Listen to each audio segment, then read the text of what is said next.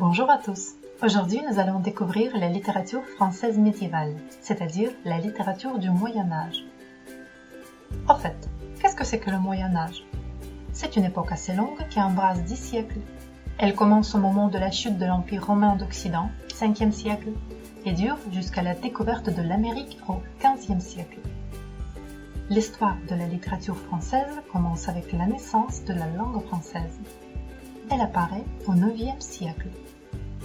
Le premier document rédigé en français s'appelle Les Serments de Strasbourg. C'est un document politique signé par deux frères, petits-fils de Charlemagne, qui se sont unis contre leur troisième frère après le partage de l'Empire de leur grand-père. La littérature en ce temps est avant tout orale et souvent anonyme. Pourquoi orale? Parce qu'à cette époque, la plupart des gens ne savent pas lire. C'est pourquoi il y a des artistes professionnels qui s'appellent des jongleurs. Ils voyagent d'un village à un autre, ils jouent, ils chantent et ils racontent des histoires. Parlons maintenant des genres littéraires. Les récits les plus anciens sont les chansons de gestes qui datent du XIe siècle. Le mot geste vient du latin gesta, ce qui veut dire action, exploit. Les chansons de gestes parlent des chevaliers et des batailles. Elles racontent des événements historiques réels où s'ajoutent toujours des mythes et des légendes. La chanson de Roland est la plus célèbre de toutes les chansons de gestes. Son auteur est inconnu. À côté de la littérature épique, se développe la littérature courtoise.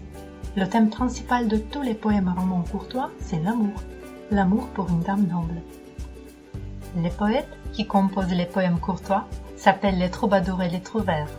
Les troubadours, ce sont des poètes qui s'expriment en langue d'oc, dialecte du sud de la France.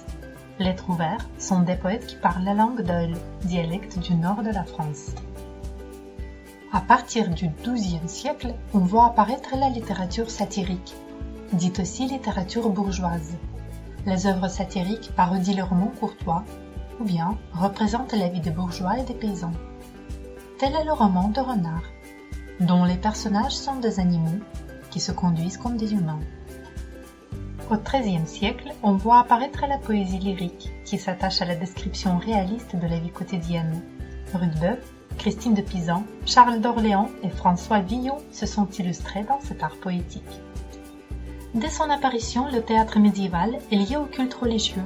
On met en scène des textes bibliques qui parlent de la vie des saints et des passions du Christ, les miracles et les mystères. Puis le théâtre devient comique. On commence à mettre en scène des farces, petites pièces comiques, des sottis, pièces politiques et des moralités, pièces allégoriques. La farce de Maître Patelin est la farce la plus célèbre. Voilà, maintenant vous connaissez les débuts de la littérature française.